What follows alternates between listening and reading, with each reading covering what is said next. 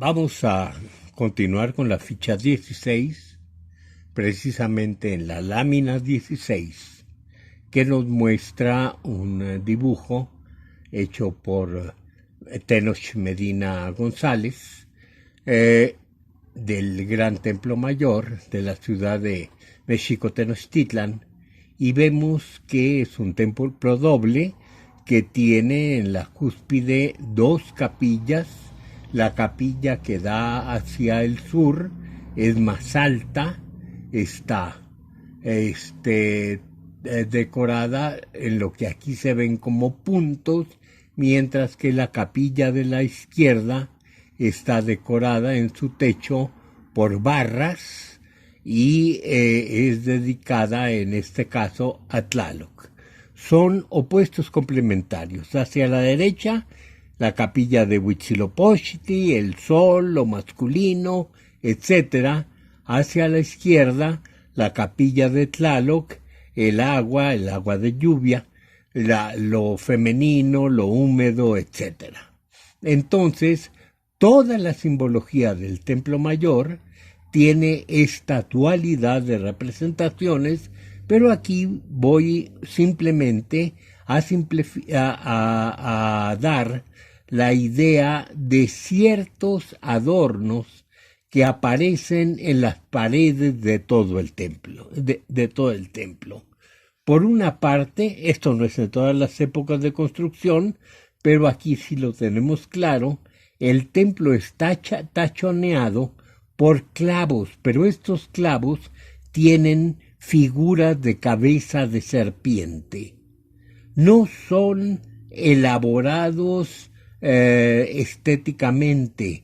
No sabemos cuál es esta idea de que sean tan burdas estas representaciones y de que sean tan diferentes entre sí. Parece que se hacen por artistas de muchas calidades, de muchas remotas tierras posiblemente, que vienen a contribuir a todo este adorno del templo. No es el único templo que tiene esta característica. Al norte de lo que ahora es la Ciudad de México, en Tenayuca, vamos a encontrar esta misma extraña idea. Lo cierto es que son cabezas de serpiente. Y vamos a encontrar también como una decoración grandes piedras, muy burdas también, de figuras muy irregulares, que van a estar empotradas en la pared.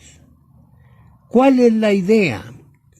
A juicio de Leonardo y mío, que hicimos un estudio general del Templo Mayor, esto representa precisamente la naturaleza del templo, que se llama Coatepec. Por un lado, Tepec, que es un lugar montuoso, es el cerro. Por otro lado, se denomina Cerro de las Serpientes. Todo esto, obviamente, con significado cosmológico. Esta es la gran apariencia general. Pasamos a la siguiente, nada más para ver que todo el conjunto que rodea el templo tiene sus significados particulares, pero no únicamente con dibujos, no únicamente con formas arquitectónicas, sino también con elementos que nos hablan de la antigüedad. Aquí tenemos en la parte inferior izquierda de esta lámina, vamos a tener un templo que está a un lado de la pirámide. Y este templo está indicando que es una implantación de una cultura del pasado, de la cultura teotihuacana. Toda la construcción, las paredes en talud, las paredes en tablero, nos van a indicar precisamente que se trata de un templo teotihuacano. Los paramentos, perdón, el paramento inclinado o talud, el paramento de tablero vertical, nos van a indicar que se trata de una composición muy teotihuacana, hecha propiamente con toda la intención de traer ese pasado remoto y glorioso al presente. La iconografía abunda. Vean, esto simplemente no es para hacer un análisis de esta vasija, pero vean ustedes cómo la olla y su tapa tienen una decoración profusa y muy distinta de un lado y de otro, porque se trata de dos personajes divinos. Entonces, nada más esta pieza daría para un larguísimo estudio a aquel que se dedicara a la iconografía. Pasamos a la lámina 19 y vamos a encontrar aquí otros lugares donde la iconografía al parecer nos estaba dando toda una serie de simbolismos a aquellos que sabían interpretarlo. Por un lado tenemos un fémur humano totalmente trabajado. Por otro lado tenemos en el centro tenemos también un simbolismo muy complejo. Por ejemplo, en las placas de este pectoral tendríamos en la de arriba dos jugadores de pelota que se están enfrentando en una cancha, y en el centro de la cancha la pelota tiene forma de cráneo. Luego viene en otra placa abajo la figura solar. Luego viene en otra placa abajo la figura de un cuchillo que está abriendo las fauces para tragar algo. Abajo lo que parece ser la imagen de la tierra, y luego vienen todos los colgantes de cascabel. Vamos a la siguiente placa. Una imagen nuevamente de un dios que tiene la diferencia de encarnadura de la nariguera para arriba es un ser encarnado, de la nariguera para abajo es un ser descarnado. Esto nos lleva a equipararlo con la figura central de la piedra del sol de los mexicas. No es mexica esta piedra, es mixteca. Y luego en la parte de abajo, en dos cuadretes, precisamente dos fechas calendáricas. Luego seguimos con un escudo también muy complejo y que se ha dicho que es el escudo de Ahuitzotl. No creo que sea Ahuitzotl. Tiene una forma más bien de carácter canino. Todo el escudo está hecho de plumas. Es un escudo de un animal carnívoro, evidentemente, que está hablando de guerra, que es la vírgula que le sale de los labios. Es un carnívoro posiblemente emplumado o con el pelo muy hirsuto. Más bien yo me inclinaría por decir que es emplumado, y es de color azul. El hecho que sea un perro color azul lo puede vincular con aquella imagen de pelo azul que se ponía en el pecho, recortada de papel, en el pecho de los tlatoque, de los señores, en una fiesta especial, y en el cuerpo, cuando ya estaba muerto el tlatoani, se le ponía aquella imagen recortada en papel de un perro azul. Todo esto está por estudiarse. Vamos después a otra cosa, al presente. vamos al estudio de toda una iconografía que existe en los huipiles de las mujeres. Esto aparentemente no existe, no estamos viendo más que una decoración de rombos. Sin embargo, no han faltado autores, entre ellos hay que mencionar el muy meritorio trabajo de Marta Turok. Marta Turok empezó a interrogar a las bordadoras y resulta que todo absolutamente está hecho con la intención de representar algo, de hablar de fechas, incluso de tener algunos elementos ya al final del bordado que están hablando del origen de la bordadora e incluso de su firma.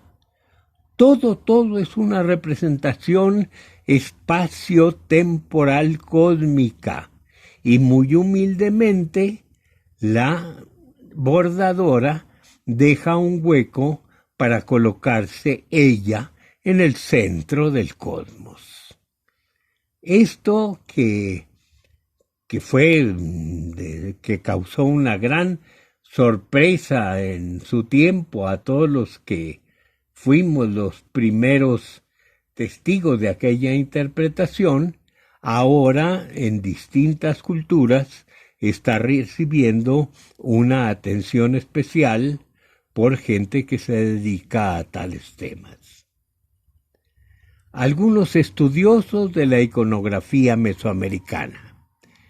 En la lámina 22 tenemos a dos contemporáneos entre sí, que fueron alemanes los dos y que residieron algún tiempo en México.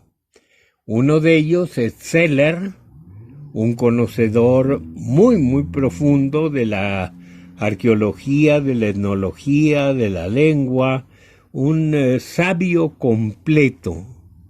Y por otro lado tenemos a Beyer, que estudió muy a fondo la simbología iconográfica. También podemos mencionar, aquí está en la lámina 23, el estudio que se hace a partir de las prendas de vestir de los dioses. Esto es simplemente una de las páginas de uno de los detalles, de una página de la obra de Sagún, y nos está diciendo, cuando menos, el nombre, y por el nombre sabemos alguna de las de los materiales que se elaboraron o del significado que tienen, que portan los dioses para distinguirse. Aquí el caso es el de la hermana de los Tlaloque, la diosa Huixtocíhuatl, que por alguna falta que cometió, sus hermanos la castigaron y la lanzaron a las aguas del mar donde ella gobierna. Esto le da la salinidad a las aguas porque desde entonces la diosa se mantiene allá en constante llanto que comunica la salinidad a las aguas. El estudio de todas estas prendas se hizo por un investigador, Mateos Higuera. Continuamos en la ficha 16, ahora en la lámina 24. Esta lámina se refiere precisamente a una forma de análisis que hizo un investigador, don Salvador Mateos Higuera, de las prendas de los distintos dioses del panteón mexica. Fue un hombre que trabajó muchísimo durante toda su vida. Él era un empleado del Instituto Nacional de Antropología e Historia en aquella época. Sus facultades disminuyeron en una forma notable en sus últimos días porque empezó a quedar ciego y Don Salvador nos dejó una obra que lamentablemente no pudo publicarse en manera temprana.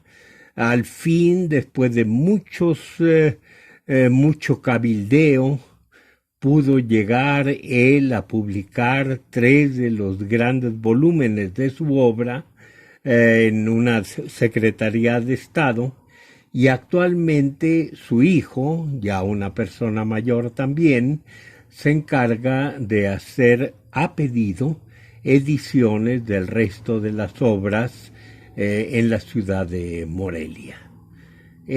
Simplemente eso se diga, esto lo digo en homenaje a un gran investigador. En la siguiente página tenemos otros investigadores que hicieron investigaciones muy detalladas, entre ellas la de Justino Fernández, que fue director del Instituto de Investigaciones Estéticas y que hace su interpretación de lo que es la figura tan compleja de la Coatlicue del Templo Mayor, la diosa de la tierra, que está caracterizada precisamente por poseer una falda de serpientes entrelazadas que le da su nombre. Aquí nada más quiero agregar que junto a esta pieza tan notable, que por cierto tiene tiene grabado iconográficamente tiene grabada iconográficamente la planta de la escultura con el dios del inframundo. Esto no se puede ver, se vio y se sacó un molde cuando se hizo el cambio de la pieza al Museo Nacional de Antropología actual. Esta pieza tiene un pareado con otras imágenes del mismo tamaño, pero muy deterioradas. Y entre estas imágenes existen unas que en vez de la falda de serpiente tienen corazones, lo cual ha hecho que se denomine a la imagen Yolotlicue, no Coatlicue. Esto puede ofrecer una doble interpretación de la diosa como diosa que contiene serpientes y diosa que contiene corazones. Esto lo veremos tal vez en otra ocasión. Entre los autores que se han dedicado muchísimo a la iconografía está el mencionado Carl Tauben y al mismo tiempo Mary Miller, ambos autores de uno de los estudios generales sobre iconografía, una especie de diccionario pequeño, pero que es bastante útil.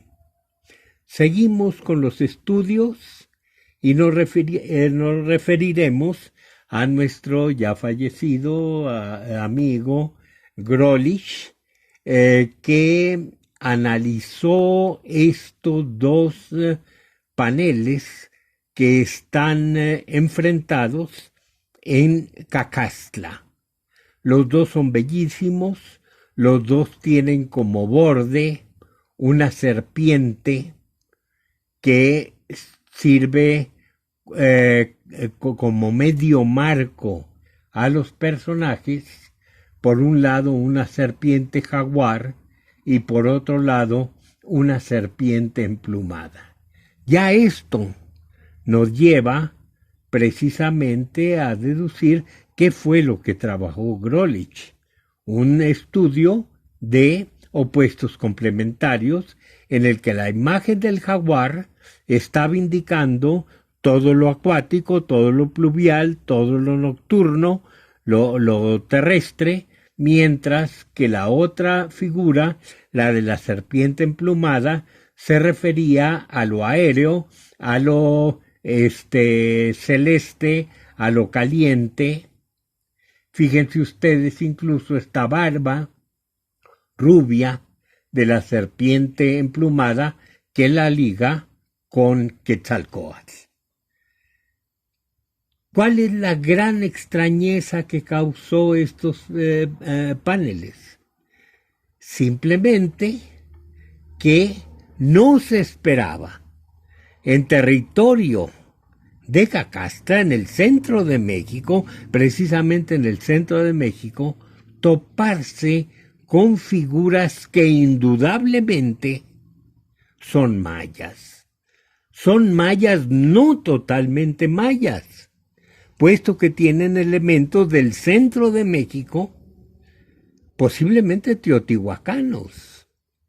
Entonces, aquí tendríamos dos personajes que están sosteniendo la barra que es característica en el mundo maya. La sostienen con las dos manos y por un lado tendríamos una de las barras que está compuesta por haces de dardos de los que emana lluvia. La idea de enfrentamiento de lluvia y seca se repite en Cacastla, inmediatamente después en las jambas de estos mismos lugares. En la parte del jaguar ustedes encontrarán que se sobrepuso una placa que obviamente dañó la parte lateral, pero de todos modos se puede ver el interior. En el interior de estas dos, en la cara interior de estas dos paredes, se puede ver la reproducción de los dos personajes en otras posiciones, pero con los mismos símbolos, uno representando lo caliente, lo seco, y otro representando lo frío. Si ustedes se van al mural de la batalla en Cacastla, encontrarán exactamente lo mismo. Guerreros que son jaguares y que están representando la lluvia, y guerreros que son aves que están representando la sequía. Entonces, unos tendrán rostros más oscuros, más burdos, tendrán indudablemente algunos una especie de símbolo máscara que significa lluvia, y son los que están ganando. Mientras que los guerreros, dijéramos, del lado del cielo, del calor, son los que están perdiendo. Todos los guerreros jaguares triunfan. Todos los guerreros águilas son vencidos o muertos o están agonizando, algunos incluso con eventrados, con todos los intestinos de fuera. Esto pudiera representar la llegada de las lluvias sobre la temporada de las aguas. Ojalá se encontrara otro mural que indicara el cambio hacia el otro lado. Pero en fin, ¿qué es lo que tenemos aquí? Posiblemente una población doble de dos etnias totalmente distintas, en que unos, los de aquí del centro, representaran la lluvia, tuvieran como dios principal al dios de la lluvia, y otros que representaran un dios, otros que adoraran como patrono un dios celeste, representado de las secas, y que ambos pueblos vivieran constituyendo una sociedad mixta, con tal vez hasta con gobierno alterno, pero ya estoy dejando volar la imaginación. También tenemos que señalar en la figura 28 otra investigadora, Beatriz de la Fuente. Ella se dedicó a formar un excelente equipo de trabajo en el Instituto de Investigaciones Estéticas para estudiar la pintura mural prehispánica de México. Beatriz falleció lamentablemente hace 15 años, pero su equipo ha continuado y creo que la obra que han publicado, muy lenta de trabajar, por cierto, porque son detalles, son estudios muy minuciosos, ha valido mucho la pena de una empresa de estas dimensiones. Pasamos a otra lámina, simplemente para reconocer los trabajos iconográficos que exigen la develación de una gran cantidad de glifos de Elizabeth Boone, una de las mayores iconografistas de nuestra época. Aquí la tenemos frente al tema de uno de sus estudios, una de las láminas del Códice Borgia. Seguimos a otro tema muy diferente. El problema de la existencia de dos sistemas de registro de pensamiento. Voy a abreviar aquí lo más posible porque es un tema bastante arduo.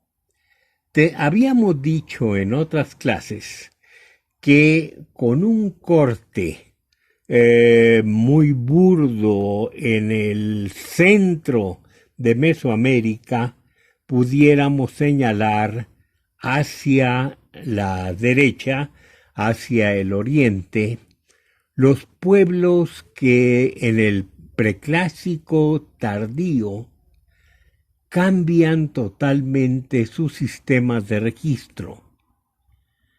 Lo que es la representación de ideas se hace representación de palabras.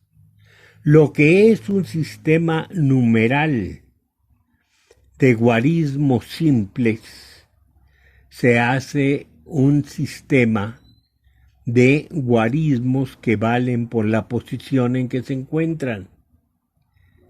Ya con esto, estas dos transformaciones, que no son las únicas, todo lo demás viene solo. Dijéramos, uno de los campos más interesantes es el de la astronomía, que simplemente con el cambio de guarismos van a estar capacitados para hacer una enorme cantidad de cálculos que contribuyen mucho a la precisión astronómica.